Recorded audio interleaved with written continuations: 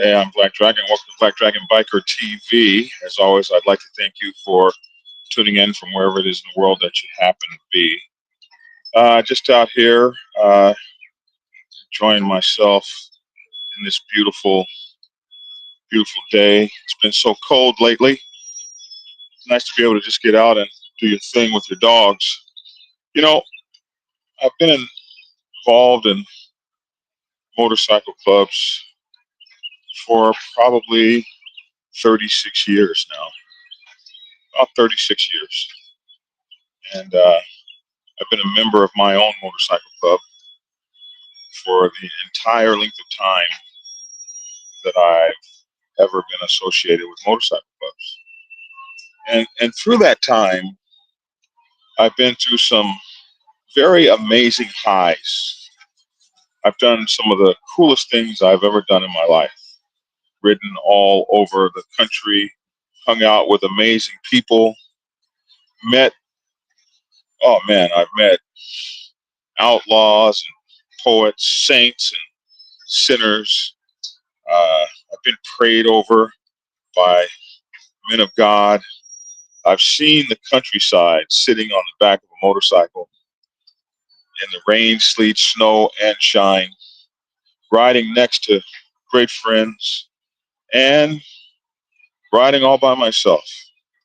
And I can tell you that it's been an amazing trip, an amazing adventure, one that I had planned to be in for an entire lifetime. And many people who come to motorcycle clubs, that is the plan. They plan to be there forever. I think one of the greatest challenges to being in a motorcycle club is to be there forever. To be there as a person who started there, ends there, and dies there. And there aren't very many people that actually do that. I think most people probably leave their first motorcycle club within 3 to 5 years. And then it goes from there. However long that they're in, whatever it is that they do, they wind up losing it or whatever the case may be. You have very few people that hang out in MCs forever and ever. Amen. That is a challenge. That's a difficult challenge. There are so many factors that try to get you up out of there. Um, a lot of it sometimes is just the people. One of the biggest challenges in being in a motorcycle club is dealing with divergent personalities that come into the club. You know, when a motorcycle club starts, just about everybody is like kind of we focused, kind of team oriented. A lot of times, motorcycle clubs are started by a few guys who've been hanging out together forever, and then all of a sudden, they find themselves in a biker club. And at first, it's kind of like the movie The Five Heartbeats. I mean, at first, everybody's getting along, but life comes. And when life comes, things change. People change. Attitudes change. Some of the greatest people can be hit by difficulties and disasters and not be the greatest people anymore. And you get to see the great and the bad in people, the highs and the lows in people. And you get to see the agendas that people have or develop. You know, a guy might start off, everything he does is for the club, for the club, for the club. And then one day, somebody F's around and makes him a president or a road captain or a sergeant at arms or gives him some kind of position that he never had before. And then all of a sudden, you see him change. You see him gather a political agenda where he never had one before. You see him break some of the laws, break some of the rules. You see these things in people. And the challenge is, can I hang out for the long run? Can I hang out for the long haul? Can I be there, although I see the complexion, the capacity, the agenda of the club change? And sometimes it's out of your hands. Sometimes People in the club, they change. They change towards you. You look around and guys that have been your best friends forever want you out of the club and will do anything to get rid of you. These are the things that people go through. These are the things that people go through in clubs. These are the biggest challenges to staying in a club. And that big challenge is the people. How on earth do you deal with the people? It's kind of like I tell presidents and national presidents, you carry the word of a preacher. You're like a cult leader. People follow you. When they introduce you to their spouses, significant others, they say, that's my national. That's my prez. That's my this, that's my that. They look at you as a figure to be respected. And that's something that you have to continue to earn. You've got to work to earn that love, that desire, that respect. The minute you stop working to earn it, the minute that you think that you're owed it, that's the minute that your presidency takes a turn towards that dictatorship bullshit. And it's difficult, man. It's difficult to have people always looking at you for the answers. When you get pretty good at providing them, sometimes you can become arrogant. And arrogant leadership is poor leadership. Confident leadership is good leadership. But a lot of people say that there's a small, thin line between confidence and arrogance. My 2-year-old daughter is watching with me. Well, I will make sure not to say not another cuss word, and please apologize to her for that. But you have to you have to work hard at being worthy of the position that people put you in. But I wanna say this because I had a preacher in a church that I followed and really liked the way that preacher preached. And then one day, some bad stuff came out on him. I mean, really bad, dark stuff that you would not expect from a man of his caliber. But I say a man because that's all he was. That's all he was a man. And to see a man of his caliber go through the things he went through, lesser men would not have been able to stand. But it caused him a lot. He lost half of his congregation.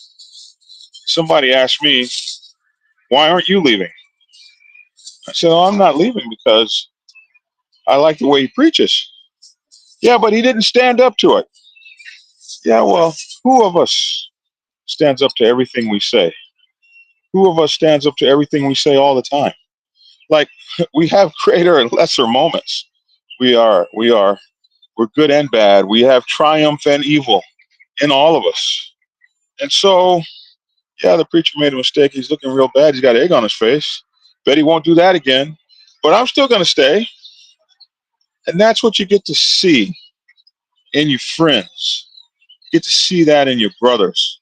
And you get to see that in the people that say, Motorcycle Club forever, forever Motorcycle Club. See, if when the road gets rocky and the ship starts to lean, they start jumping off like rats, they were not your brothers or sisters in the first place. They never had what it took to call themselves your family, your extended family. And they are part of what I say is the biggest challenge to being in a motorcycle club. And that is surviving the ups and downs, the greatness and the weakness of the people in your motorcycle club. Are you a forever brother? Are you a forever sister? Do you have what it takes to be there forever? Being there forever means you're there when things are ugly, not when the sun is out and the sailing is smooth. But when the sun's not out and the seas are choppy, that's when in the Navy we say, stand by for heavy waves, stand by for heavy rolls, and you better have your shit stowed for sea. Stowed for sea means it's tied down, ratcheted down, bolted down, or shored up. But when we start taking these rolls, if your shit ain't stowed for sea, you can get killed in your own compartment by a piece of equipment that fell down on top of you. Silliness, but it happens. Is your motorcycle club shit stowed for sea? Are you prepared to be there when the storm comes, when the seas are rough, when everybody else is quitting? Everybody else says, "Hey man, this ain't for me. It's not what I signed up for." What did you sign up for? I like that song. I beg your pardon.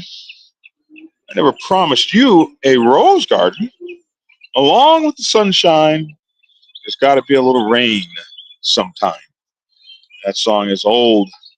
Many of you young folks might not have ever heard it, but it speaks to the condition of solidarity, loyalty, and and and stick-to-itiveness that we expect people to have. Motorcycle clubs are about respect and loyalty. Loyalty and respect, hanging in there.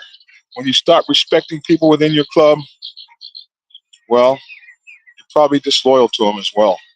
And that happens when you love you more than you love the MC. And it can happen to any one of us. That president bug can get us all. I'll never forget this guy. He was the greatest prospect we ever had. As soon as he crossed over, there was an open position for row captain. And that guy became row captain. And somebody had told him the row captain is the president when the motorcycle club is on the highway.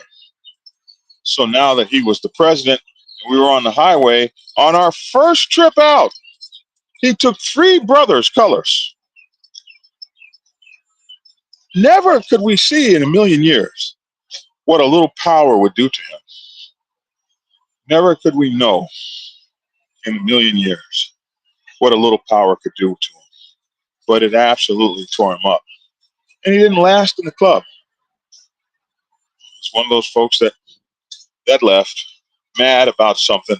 Somebody didn't let him have his way. You know how it goes. It's tough, man. You're going to stay in this thing. It's tough. And some of you are here for a reason. Some of you are here for a season.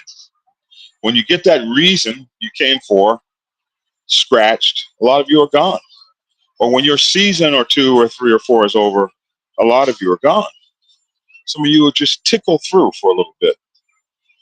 But for the rest of us left here to pick up the pieces after you've played Biker King, after you've destroyed the motorcycle club and cut it to half of what it was before you came, run off all the good people with your bullshit, and then you're tired, you don't want to play no more, and you move on.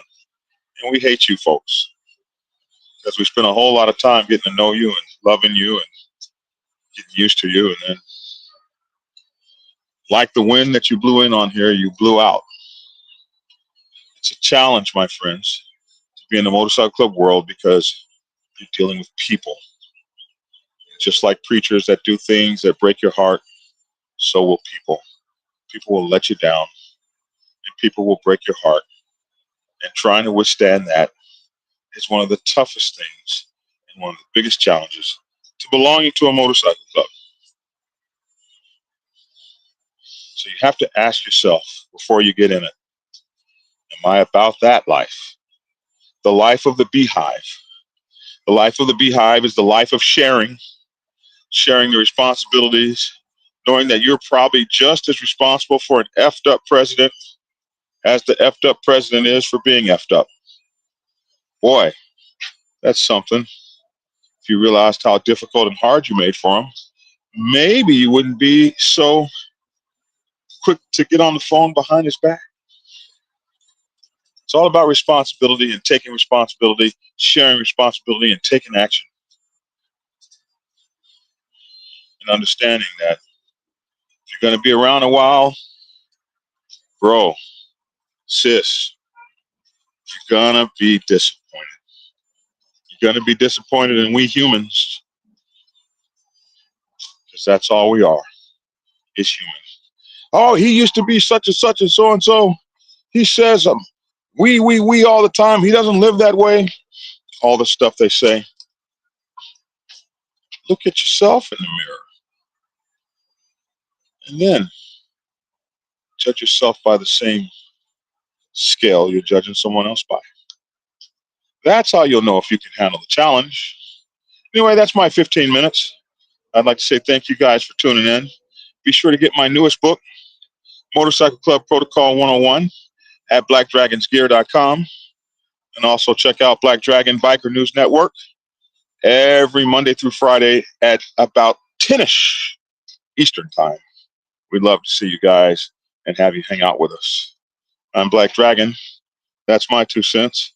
Love to hear your 2 cents in the comment section below. Thanks for tuning in, and get skitty.